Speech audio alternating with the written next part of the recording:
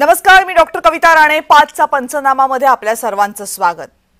राजीनामा घ्याच, 24 तासांमध्ये राजीनामा घ्या, ही मागणी केलेली आहे सामाजिक कार्यकर्त्या अंजली दमानिया यांनी. मागणी आहे अजित पवारांबद्दल आणि ही मागणीचा संदर्भ आहे पुण्यामधलं कथित जमीन खरेदी गैरव्यवहार प्रकरण. अजित पवार यांच्या मुलानं आपल्या कंपनीच्या मार्फत पुण्यामधली एक मोक्याची जमीन विकत घेतलेली आहे. मात्र या जमिनीच्या व्यवहारावरून अनेक प्रश्न उपस्थित झाले. मुळात ही जमीन विकत घेतलीच कशी, या जमिनीचा व्यवहार झालाच कसा, या जमिनीला महसूल खात्यानं मुद्रांक शुल्कामध्ये प्रचंड मोठी म्हणजे किती, जवळपास 21 कोटी रुपयांची सूट दिली कशी, असे अनेक प्रश्न आहेत. हे प्रश्न जेव्हा ऐरणीवर आले, हे प्रश्न विचारले जाऊ लागले, त्यावेळेस अजित पवारांनी हा व्यवहार आपल्याला माहीत नव्हता आणि आता तो रद्द झालेला अशी माहिती दिली. अजूनही व्यवहार रद्द झालेला नाहीये.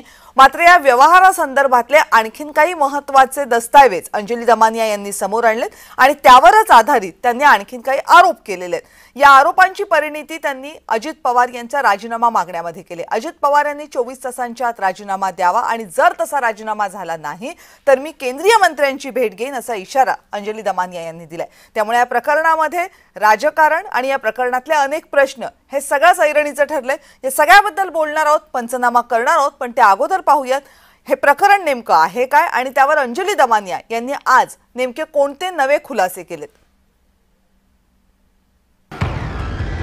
अजितदादांचा राजीनामा घ्या, 24 तासात अजित पवारांचा राजीनामा घ्या. देवेंद्र फडणवीसांनी अजित पवारांचा राजीनामा घेतला नाही तर अमित शहांकडे तक्रार करणार. अमित शहांनी भेट दिली नाही तर तिथेच ठिय्या देणार. हा इशारा दिलाय सामाजिक कार्यकर्त्या अंजली दमानिया यांनी. आणि याचं कारण आहे अजित पवार यांचे पुत्र पार्थ पवार यांच्या कंपनीचा जमीन व्यवहार. पार्थ पवार यांच्या अमेडिया कंपनीच्या पुण्यातील कथित जमीन खरेदी गैरव्यवहारामुळे सध्या उपमुख्यमंत्री अजित पवार यांच्या अडचणी चांगल्याच वाढल्यात.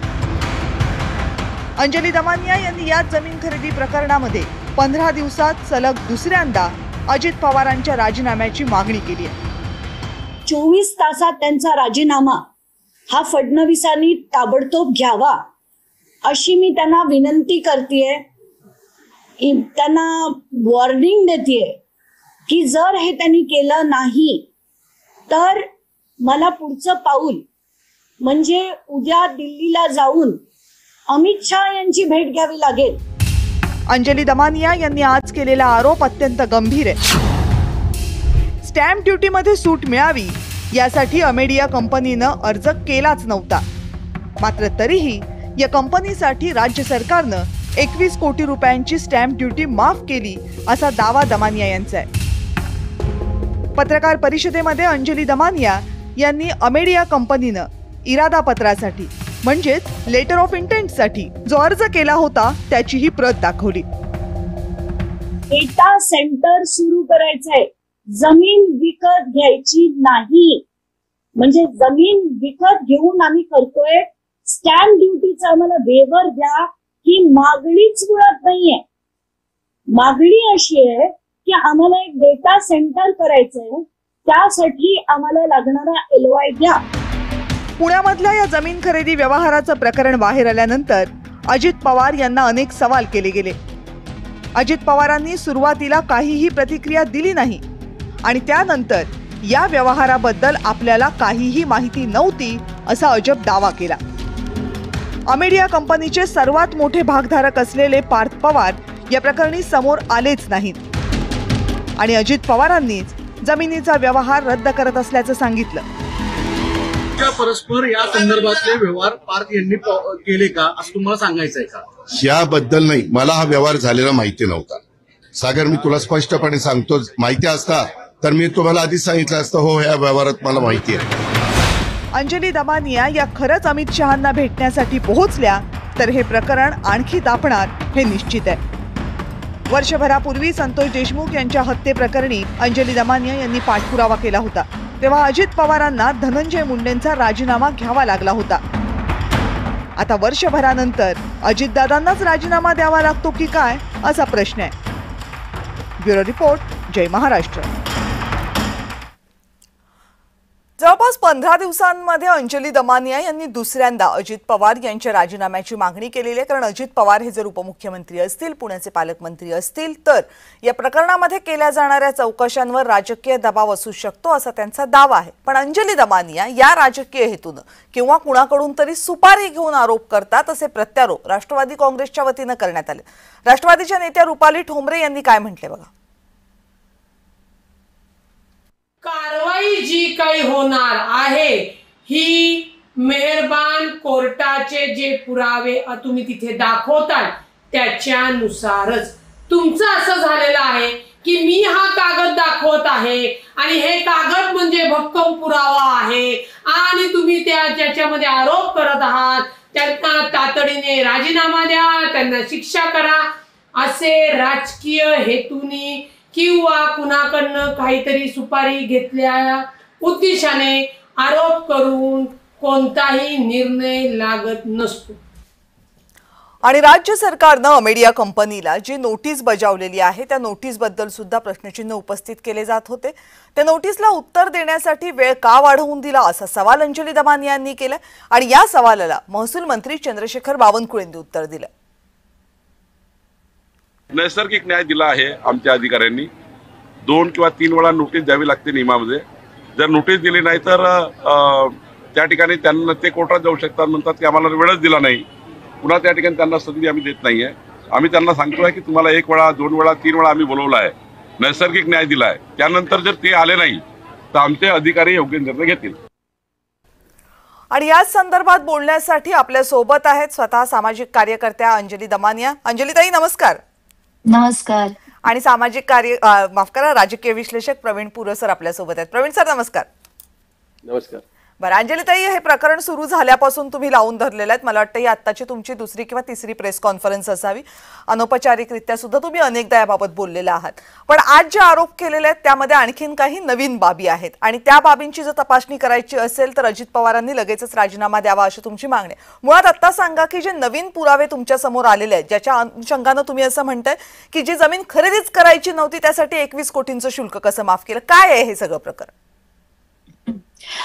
कसं आहे की आत्ताच्या घटकेला हे जे नवीन पेपर माझ्याकडे आले आहेत ना ते काय आहे की आधी सांगितलं गेलं की एक LOI होता जो DIC ने त्यांना दिला आणि त्या LOI मध्ये, म्हणून मी म्हटलं की त्या LOI मध्ये यांनी डॉक्युमेंट्स काय दिली ते आपण काढूया, म्हणून मी ईमेल दिलं, RTI टाकलं, ते सगळे डॉक्युमेंट्स माझ्याकडे आल्यावर आता तर धक्कादायकच माहिती पुढे आली आहे की अमेडिया कंपनीने ह्या जमिनीसाठी स्टॅम्प ड्युटी वेव्हर मिळावा म्हणून अर्जच केलेला नव्हता.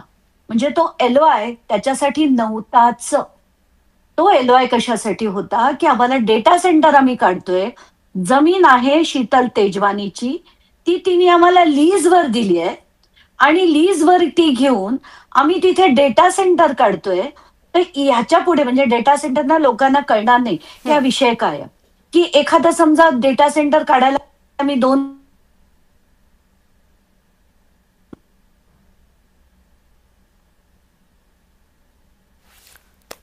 ते माझ्यापर्यंत आवाज येत नाही, काहीतरी कनेक्शन मध्ये प्रॉब्लेम आहे. आवाज येतोय आपला? बरं अंजलीताईंशी पुन्हा एकदा संपर्क करण्याचा प्रयत्न करू. पण 15 दिवसांमध्ये दुसऱ्यांदा अंजली दमानिया यांनी ही मागणी केलेली आहे. अजित पवारांनी राजीनामा द्यावा. आता त्यांनी अल्टिमेटम दिलंय की 24 तासांमध्ये त्यांनी राजीनामा द्यावा. दिला नाही तर अमित शहा यांची भेट घेऊ दिल्लीमध्ये जाऊन आणि दिल्लीत अमित शहा यांनी भेट दिली नाही तर आपण त्यांच्या ऑफिसच्या बाहेर बसू असा इशाराही त्यांनी दिलाय. अंजलीताई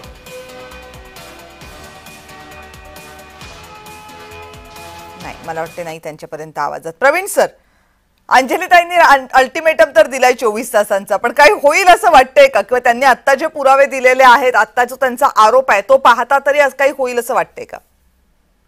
हे सगळं प्रकरण पाहिल्यानंतर अंजलीताईंनी जी मागणी केली ती सडेतोड आहे. हा, खरं म्हणजे त्यांच्या मागणीच्या संदर्भात स्वतः मुख्यमंत्र्यांनी सतर्क राहिलं पाहिजे आणि सजगपणे निर्णय घेतला पाहिजे. त्यांचं म्हणणं आहे मुख्यमंत्र्यांनी जर 48 तासामध्ये निर्णय घेतला नाही तर मी अमित शहांकडे जाईल. त्यांची मागणी एकच आहे की ज्या प्रकरणाच्या चौकशीची घोषणा मुख्यमंत्र्यांनी केली त्या चौकशीच्या स्तरावर, कारण हे आर्थिक प्रकरण आहे, सगळं महसूलचं जरी असलं तर आर्थिक विभागाशी संबंधित प्रकरण आहे आणि अर्थ विभाग जो आहे राज्याचा हा उपमुख्यमंत्री असलेला अजित पवारांकडे, अशा परिस्थितीमध्ये या निर्णय प्रक्रियेमध्ये जर अजित पवार त्या ठिकाणी मंत्री म्हणून असतील तर ही चौकशी पारदर्शकपणे होणार नाही, निर्भीडपणे होणार नाही, अशी भूमिका दमानी यांची आहे आणि ती अगदी योग्य आहे. म्हणजे कोणाच्याही विषय जर झाला तर तीच व्यक्ती जर ती चौकशीच्या ठिकाणी मंत्री जर असेल, साधारणतः त्या विभागाचं जर प्रकरण असेल तर त्या विभागाच्या मंत्र्यांनी तिकडे असू नये असे एक संकेत असतात. त्या संकेताला धरूनच दमानी यांनी मागणी केली आहे. जर तिथे उपमुख्यमंत्री असतील, अर्थ विभागाचे मंत्री असतील अजित पवार, तर या प्रकरणाची चौकशी होईल कशी आणि ती निष्पक्ष होईल याच्यावर विश्वास कोणाचा आहे. आणि म्हणूनच त्यांनी सांगितलं की मुख्यमंत्र्यांनी हा राजीनामा घेतला पाहिजे, चौकशी करावी आणि चौकशी केल्यानंतर त्याच्यात जर निर्दोष झाले तर नंतरचा निर्णय आहे, पण तोपर्यंत त्यांना दूर केलं पाहिजे. ते जर दूर करणार नसतील तर मी अमित शहाची भेट घेईन, कारण त्यांची ही भूमिका जी आहे राज्य सरकार निर्माण करण्याची, न खाऊंगा ना खाणे दूंगा, इथे म्हणजे खाण्याचं प्रकरण होत असेल तर त्याच्याकडे अमित शहानी लक्ष दिलं पाहिजे. ही स्वाभाविक भूमिका दमानी यांनी मांडली आणि त्याच्यासाठी जर मुख्यमंत्र्यांचं लक्ष दिलं नाही तर त्यांनी सांगितलं, थेट इशाराच दिलाय त्यांना भेटणार आहे. जर भेट दिली नाही तर त्यांच्या कार्यालयाच्या बाहेर बसेल, पण त्यांची मी भेट घेऊन हे प्रकरण काय ते सांगेन. आता खरोखरच जर खाणे दूंगा खाणे ना दूंगा असं हे जर प्रकरण हे या सरकारचं असेल तर राजीनामा घेण्याशिवाय काही गत्यंतर नाही. अन्यथा राज्यामध्ये सरकारच्या विषयी सरकारची छबी आणखी बिघडेल हे स्पष्ट दिसतंय. एकूणच या प्रकरणामध्ये पार्थ यांचा जो समावेश आहे, पण FIR मध्ये त्यांचं कुठेही नाव नाही. म्हणजे FIR मध्ये जर नाव नसेल तर मी नक्की प्रकरण आहे तरी कोणासाठी आहे. शीतल तेजवानींची ही जागा डेटा सेंटरला घ्यायची असेल, त्याच्यासाठी 21 कोटीची जर स्टॅम्प ड्युटी आपण माफ करणार असू तर आतापर्यंत सामान्यतः माणसांना 500 रुपयाचा बॉन्ड घेण्यासाठी कोणी कुठलाही सरकारी अधिकारी सांगत नाही का हे आम्ही तुम्हाला माफ केलं म्हणून. म्हणजे 21,000 कोटींची जर अशा पद्धतीने जर वाचलाच लागत असेल 21 कोटींची, तर हे महाराष्ट्रासाठी अत्यंत लाजिरवाणे आणि वाईट आहे. आणि त्याच्यामुळे दमानी यांनी जी मागणी केली ती मुख्यमंत्र्यांनी अगदी स्वतः लक्ष देऊन ती मागणी. पण सर प्रश्न फक्त 21 कोटींचा पण नाहीये ना, प्रश्न हाही आहे की 300 कोटी रुपये म्हणजे ज्या कंपनीचं भाग भांडवलच 99 लाखांचं आहे, ती कंपनी 300 कोटींची जमीन विकत घेते. तिची बाजारातलं मूल्य तर आपण सोडून देऊयात, पण व्यवहारामध्ये जे दाखवलं गेलेलं आहे ते किमान 300 कोटी रुपये. पण या कंपनीकडे 300 कोटी रुपये आलेले आहेत, ते कुठून आले याचाही सवाल कोणी उपस्थित करत नाहीये, त्याचंही उत्तर सरकारकडनं दिलं जात नाहीये. नाही, निश्चितच जेव्हा एकदा एखादा मंत्री अशा पद्धतीचे व्यवहार करत असेल की त्यांच्या कुटुंबीय व्यवहार करत असतील, एका मंत्र्याचा फ्लॅट 72व्या मजल्यावर आहे, हा 72व्या मजल्यावर फ्लॅट एक मंत्री घेऊ शकतो महाराष्ट्रातला. हेच प्रकरण असे अनेक मंत्र्यांचं आहे.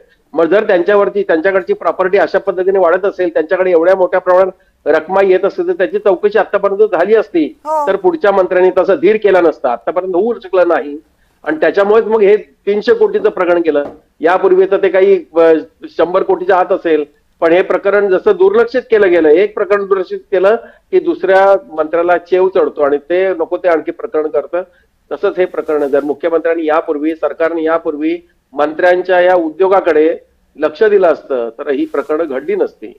आता तरी मुख्यमंत्र्यांनी जबाबदारीने याची चौकशी करावी अशी दमानी यांची मागणी आहे, ती योग्य असं मला वाटतं. मागणी योग्य आहे, पण सध्याची सरकारची गणितं बघता ही मागणी पूर्ण होण्याचे चान्सेस काही दिसत आहेत का? नाही, खरं आहे. कारण कसं आहे की हे तीन आघाड्यांचं सरकार आहे. इथे एकनाथ शिंदे यांच्या मंत्र्यांवर आलेले यापूर्वी घडलेले अनेक आरोप जे आहेत ते लक्षात घेता, सरकार चालवताना देवेंद्र फडणवीस यांची होत असलेली अडचण लक्षात घेता, जर राजीनामा घेतला तर एकनाथ शिंदेना सांभाळणं, त्यांच्या ज्या मागण्या मान्य करणं ही तारेवरची कसरत मुख्यमंत्र्यांच्या समोर आहे. आणि या परिस्थितीमध्ये जर अजित पवारांचा राजीनामा घेतला तर सरकार चालवणं किती जिकरीचं आहे हे आपल्या लक्षात येईल. या परिस्थितीमध्ये मुख्यमंत्र्यांची अडचण ही आपण महाराष्ट्रातली जनता प्रत्यक्ष पाहते. तर म्हणजे हे व्हायला नको पाहिजे होतं. महाराष्ट्रामध्ये हे सातत्याने घडतंय, हे दुर्दैव म्हटलं पाहिजे. पण एरवी असं होतं की एरवी जेव्हा अजित पवारांच्या बाबतीत असं काही झालं, मग त्यांच्याकडनं आलेलं चुकीचं एखादं वाक्य असू देत किंवा त्यांच्यावर झालेले आरोप असू देत, तेव्हा अजित पवार म्हणजे जेव्हा सिंचन घोटाळ्याचे आरोप झाले होते तेव्हा तर त्यांनी पदाचा राजीनामाच दिला होता. पण यावेळेस मात्र अजित पवार आपल्या मुलाच्या बाबतीतलं इतकं मोठं प्रकरण समोर येऊन सुद्धा व्यवहार रद्द झालेला आहे सांगण्यापलीकडे कुठलंही पाऊल उचलण्याच्या प्रयत्नामध्ये किंवा मूडमध्ये दिसत नाहीयेत. रादर जो व्यवहार रद्द झालाय असं म्हणतात त्याचीही प्रक्रिया पुढे होत नाहीये, त्याच्यातही वेळकाढूपणाचाच प्रयत्न होतोय. नाही, खरं आहे. म्हणजे आता आपलाच मुलगा हा एवढा मोठा व्यवहार करतो आणि ते उपमुख्यमंत्र्यांना माहिती नाहीये, ते थेट प्रसार माध्यमांच्या समोर सांगतात की हे काय झालं हे मला माहिती नाही, मला काही कल्पना नाहीये, असं काही झालेलं नाही, मी त्याच्यामध्ये नाहीये. अरे पण मुलगा जर असेल, तुम्ही नसाल, पण निश्चितच तुमचं कुटुंब जर त्याच्यामध्ये असेल तर सरकारसाठी ते आणि महाराष्ट्रासाठी ते आमच्यासाठी ते सगळ्यांना लाजिरवाणं आहे. हे तर समजून घेण्याची गोष्ट आहे की तेही, आणि या जबाबदाऱ्या त्यांनी घेतल्या पाहिजेत. ह्या काय सातत्यानं सांगण्याची गोष्ट नाही. म्हणजे हे असं हात झटकणं की मला माहित नाही हे कुणालाही न पटणारं आहे किंवा सध्याच्या परिस्थितीमध्ये तर कुणीही हे मान्य करू शकणार नाही. अंजलीताई पुन्हा एकदा आपल्यासोबत आहे. ताई, मगाचा तुमचा मुद्दा अपूर्ण राहिला होता. हो ना. तर याच्यात कसं आहे की आत्ताच्या घटकेला आपले हे जे LOIचे पेपर आपल्या हातात आले आहेत ना, त्याच्यात काही गंभीर गोष्टी आहेत. एक तर मुळात हा व्यवहारासाठी सेल डीड करण्यासाठी हे LOI घेतलंच गेलं नव्हतं.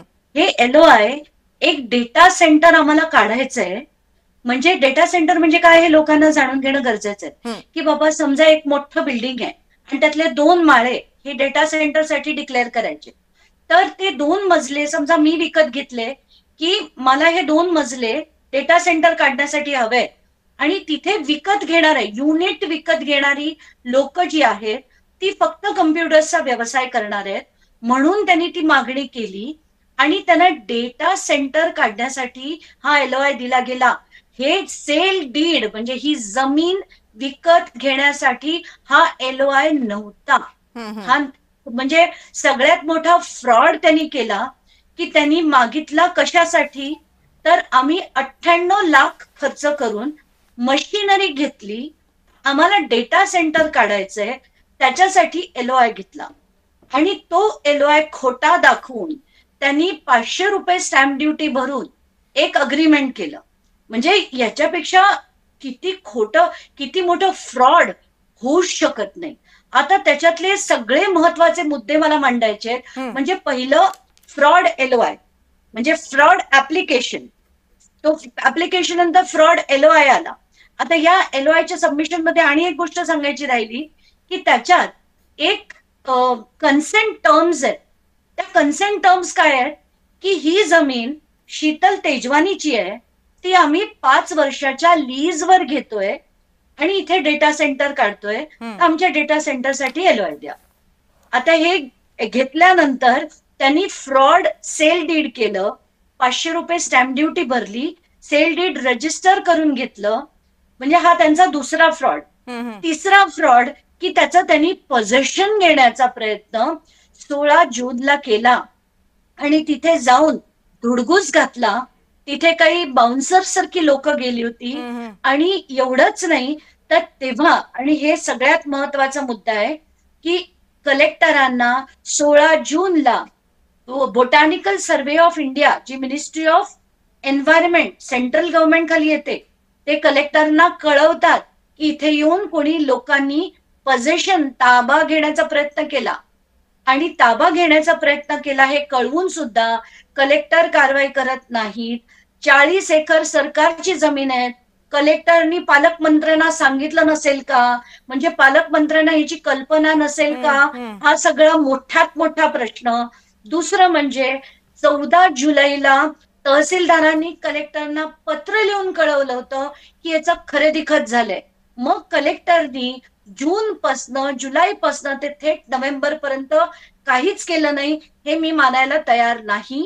आणि सगळ्यात आणि एक महत्वाचा मुद्दा की कलेक्टरनी 40 एकर जमीन सरकारची 1800 कोटीची जमीन ही खरेदी खत याचं कोणीतरी केलंय, हे पालकमंत्र्यांना याची कल्पना नाही, असं होऊच शकत नाही. या सगळ्या गोष्टी अतिशय गंभीर आहेत. आणि आजच्या LOIच्या पेपरमध्ये ते जे सरळ सरळ मांडलंय त्याच्यात लँडला डॅश केलंय, बिल्डिंग्सला डॅश केलंय, फक्त मशिनरीमध्ये आम्ही 98 लाख खर्च केले असं मीडियाने सांगितलं आणि त्यांच्याकडनं डेटा सेंटरसाठी LOI घेतलंय. आणि हे फ्रॉड्युलंटली, दिस इज अन ऍब्सोल्यूट फ्रॉड. म्हणून मी म्हटलं पहिलं फ्रॉड LOI, दुसरं फ्रॉड सेल डीड, तिसरं फ्रॉड ताबा. आणि तरी जर म्हणत असतील की आम्हाला अजित पवारांना माफ करायचंय, तर माझा याच्यावर स्ट्रॉंग ऑब्जेक्शन आहे. मला असं वाटतंय की महाराष्ट्रातल्या आता सगळ्या नागरिकांनी खरंच जागं होणं गरजेचं आहे, लढणं गरजेचं आहे. कारण सगळ्या सरकारी जमिनी, आरजी, पीजी प्लॉट, गायरान जमिनी, शेतकऱ्यांच्या जमिनी सगळं हडपण्याचं काम चालू आहे. आणि आता जर आपण जागे झालो नाही आणि लढलो नाही तर वाताहात लागली आहे महाराष्ट्राची, या सगळ्या राजकारण्यांनी मिळून केलेली आहे. आणि मला ना कोणी एकाबद्दल नाही बोलायचंय, सगळेच्या सगळे तसेच आहेत. आणि आत्ताचं जे हे कॉम्बिनेशन आहे ना, भाऊ भाई आणि दादांचं, this is the worst combination that Maharashtra has seen so far. सगळ्यात बेकार कॉम्बिनेशन आत्ताचं सरकार आहे.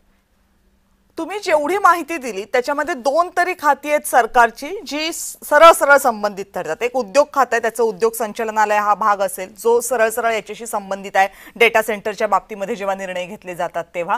आणि दुसरं आहे अर्थात महसूल खातं, कारण जमिनीची मालकी, जमिनीचे व्यवहार, त्यातला मुद्रांक शुल्क, या सगळ्याशी संबंध आहे तो थेटपणे महसूल खात्याचा. आता यांची चौकशी व्हायला पाहिजे. म्हणजे ह्या तारा थेट महसूल खात्याच्या मंत्र्यांपर्यंत पण जातात की एवढं सगळं होत असताना महसूल खातं काय करत होते, तिथल्या मंत्र्यांचं लक्ष नव्हतं का? बिलकुल. आणि मला खरंच वाटतं की हे जे महसूल खात्यातले जितके अगदी तलाठ्यापासूनचे, जे तहसीलदार पासून सगळेच्या सगळे आहेत, मला इतक्या कंप्लेंट्स येत आहेत आता असंख्य. म्हणजे महसूल खातं चाललंय काय असा प्रश्न वाटतोय मला. आताच्या घटकेला शेतकऱ्यांना दरडावून धमकावून जमिनी लाटल्या जात आहेत, तहसीलदार वाटेल तसे निर्णय देत आहेत, एसडीओ प्रांतांकडे जेव्हा कंप्लेंट जात आहेत ते काही करत नाहीये. तर महसूल खात्यात चाललंय काय हा पण प्रश्न तितकाच गंभीर आहे. आणि आताच्या घटकेला मला असं वाटतंय की डीआयसी कडे जो अर्ज आला, त्यांना डेटा सेंटरचा अर्ज आला की 98 लाख आम्ही खर्च करून आम्ही मशिनरी करतोय तिथे, आणि तेवढीच त्यांनी परवानगी दिली होती.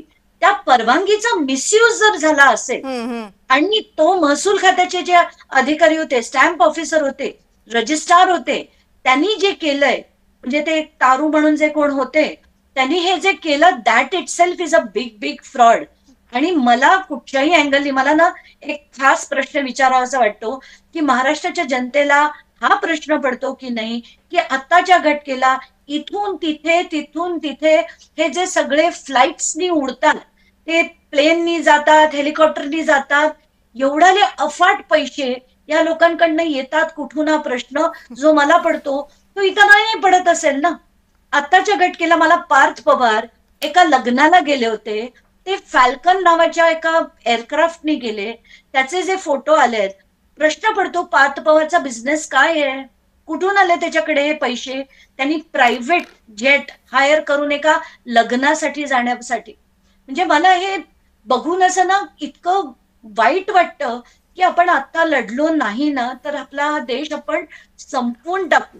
पण तुम्ही जेव्हा लढताय तेव्हा तुमच्यावर आरोप होत आहेत ताई. तुम्ही लढताय तर तुम्हाला प्रश्न असं विचारले जातात की तुम्ही काही ठराविक लोकांच्या विरोधातच लढताय, तुम्ही काही सगळ्यांच्या विरोधात बोलत नाही, सिलेक्टिव्ह फक्त तुमचा विरोध असतो असं म्हणतात. नाही, त्याच्यात ते एक खास शब्द आहे या राष्ट्रवादी पार्टीचा, सुपारी. तुम्ही सुपारी घेतलीये. आता कसं असतं की प्रत्येकाला आपली भाषा येते आणि मातृभाषा तर अगदी चांगली येते. आता राष्ट्रवादीची भाषा जर त्यांना काही लाटणं, लुटणं, दरोडे करणं, सगळं ओरबाडून घेणं हेच जर त्यांना माहिती असेल तर त्यांच्या डोक्यात फक्त काय येणार, सुपारी. म्हणजे त्यांच्याकडनं आपण अपेक्षा ठेवू शकत नाही. आज जे त्यांचे दोन्ही प्रवक्ते बोलले, तुम्हाला बोलण्याचं तरी काही भान आहे का? तुम्ही कोणाबद्दल बोलताय, काय बोलताय? आणि लढलं आज ना कोणाविरुद्धही लढलं तरी, आज एका विरुद्ध लढलं तर तुम्हाला विचारतील दुसऱ्या विरुद्ध का नाही लढला, मग अमुक का नाही करत, तमुक का नाही करत. मला विचारलं गेलं आणि पूर्ण महाराष्ट्रात हे गाजलं होतं की मी संपदा मुंडेंच्या विषयावर लढले नाही. मी लढले नाही कारण मी इथे नव्हते. ज्या दिवशी संपदा मुंडेंचा मृत्यू झाला, त्यांनी आत्महत्या केली, त्या दिवशीच्या रात्रीच्या संध्याकाळच्या फ्लाईटनी मी अमेरिकेला गेले होते. 30 तास मला तिथे पोचायला लागले आणि पहिले 4-5 दिवस तर मला बातम्याही माहित नव्हत्या, कारण तिथे टीव्हीवर कुठल्याही मराठी बातम्या बिलकुल येत नाही. मला खरंच माहित नव्हतं. आणि ह्याच्यानंतर जेव्हा 4-5 दिवसांनी मला मेसेजेस यायला लागले की तुम्ही काय झोपलात का, तुम्ही काय या समाजाविरुद्ध साठी लढणारच नाहीत का, तेव्हा मला कळलं की काहीतरी झालंय आणि मी पत्रकारांना विचारलं की काय झालंय, मला त्याची माहिती पाठवा. तोपर्यंत मला माहिती पण नव्हतं. मी माझ्या मुलाबरोबर आणि माझ्या परिवाराबरोबर आम्ही एका जंगलात म्हणजे जोशुआ ट्री नावाच्या जंगलमध्ये जाऊन स्टार गेझिंग करत होतो. पण कसं आहे की आरोप लावणं खूप सोपं असतं, लोकांच्या माझ्याकडनं अपेक्षा आहेत हे मी समजू शकते, पण खरंच सगळंच विरोधी पक्षांनी लढायचं असतं का अंजली दमाने लढायचं असतं, हा प्रश्न कोण विचारणार? आणि हे जे सुपारी तुपारी हे जी भाषा आहे ना, ही यांनी यांच्या खिशात ठेवावी, कारण हे सगळे उद्योग ते स्वतः करतात. पण आता तो शेवटचा प्रश्न अगदी थोडक्यात उत्तर देता येईल. तुम्ही SITची मागणी केलेली आहे, तुम्ही राजीनाम्याची मागणी केलेली आहे, नाही झालं तर अमित शहांकडे जाईन असा इशारा तुम्ही दिलेला आहे. सगळे इशारे देताय, 24 तासांचे अल्टिमेटम देताय. अपेक्षा आहे यातलं काही पूर्ण होईल? I don't know. मी प्रयत्न तर नक्कीच करणार आहे. मी अमित शहांच्या ऑफिसच्या जी ईमेल आहे, वेबसाईट आहे, त्याच्यावर मी रिक्वेस्ट टाकली आणि सगळे म्हणजे त्याचे डिटेल्स पण घातले. आता त्यांच्याकडनं ऑफिसकडनं काही आलं तर ठीक आहे, नाही आलं तर बघू. म्हणजे मी तर ठरवलंय की तिथे राहून त्यांची जोपर्यंत भेट होऊन, आणि मला अमित शहांबद्दल काही पुळका आहे असं अजिबात नाहीये. मला त्यांना फॅक्ट्स दाखवून as a home minister of my country मी त्यांना ही उत्तरं विचारणार आहे की ना खाऊंगा ना खाने दूंगा ही जी भाषा तुम्ही बोलता आणि महाराष्ट्रात हा जो हैदोस चाललाय यांचा, ते कोण थांबवणार? तर आताच्या घटकेला मला ही मागणी करायला खरंच तिथे जाऊन ते मागणी करायची आहे. झालं ठीक, नाही झालं न्यायालयात जाणार. या सगळ्यामधली एक गंभीर बाब अशी आहे जी तुम्ही उपस्थित केलेली आहे की हे कुणाच्या बाबतीत बोलू शकत नाही आपण, हे सगळ्यांच्याच बाबतीत बोलू शकतो अशी आत्ताची परिस्थिती आहे. कुणी कुणाला सवाल विचारावा असा त्यामुळे सवाल उपस्थित झालेला आहे. त्यामुळे कोणीच कुणाला काही विचारत नाहीये आणि सगळं आपलं राम भरोसे चाललंय की काय अशी परिस्थिती आत्ताची निर्माण झालेली आहे. त्यामुळे कुणीतरी त्याच्याबाबत प्रश्न उपस्थित केले पाहिजेत. पण जे प्रश्न उपस्थित करतात त्यांच्यावरही प्रश्न उपस्थित केले जातात. मात्र तरीही तुम्ही नेटानं ही लढाई सुरू ठेवली. खरं तर या प्रकरणामध्ये खूप गंभीर प्रश्न आहेत. जी सरकारी जमीन असायला पाहिजे अशी 40 एकरची जमीन पुण्यामधली अत्यंत मोक्याची कवडीमोल भावामध्ये विकली जाते. कुठल्याच खात्याला पत्ता नसतो. उलट त्या जमिनीवरचा भार आणखीन कसा कमी होईल? प्रश्न पालकमंत्र्यांना कसं माहित नाही? शक्य तरी आहे का? आणि उलट त्या पालकमंत्र्यांना माहित नाही. पालकमंत्री म्हणतात मला बाप म्हणूनही माहित नाही, मला पालकमंत्री म्हणून सुद्धा या सगळ्याची कल्पना नाहीये. महसूल मंत्री म्हणतात अंजलीताई अमेरिकेतनं आल्या की मला पेपर दाखवणार. महसूल मंत्र्यांचं खातं असताना ते अंजली दमाने यांची वाट पाहणार की त्या येऊन मला पेपर दाखवणार. हे सगळं नेमकं काय चाललंय? या जमिनी या आपल्या भावी पिढीसाठीची विरासत आहे. आपल्या भावी पिढीला अनेक महत्त्वाच्या गोष्टी करण्यासाठी ज्या जमिनींची गरज पडणार आहे त्यासाठीचे या जमिनी कुठल्या राजकीय नेत्यांच्या किंवा त्यांच्या मुलांची विरासत नाहीये आणि त्यांच्या भविष्याची सोय तर नक्की नाहीये. त्यामुळे या जमिनी जपल्या पाहिजेत, आपल्या मुलांच्या आपल्या भविष्यासाठी जपल्या पाहिजेत. याची काळजी आपण सगळ्यांनी घ्यायला पाहिजे आणि त्यासाठी जर आवाज उठले जात असतील तर त्याच्याकडे आपण चौकसपणे बघितलं पाहिजे. एवढीच या निमित्तानं अपेक्षा. ताई खूप खूप धन्यवाद, तुम्ही या चर्चेमध्ये सहभागी झालात. प्रवीण सर आपलेही आभार. आणि यानंतर या चर्चेमध्ये वेळ झाली इथेच थांबण्याची. पाहत रहा जय महाराष्ट्र.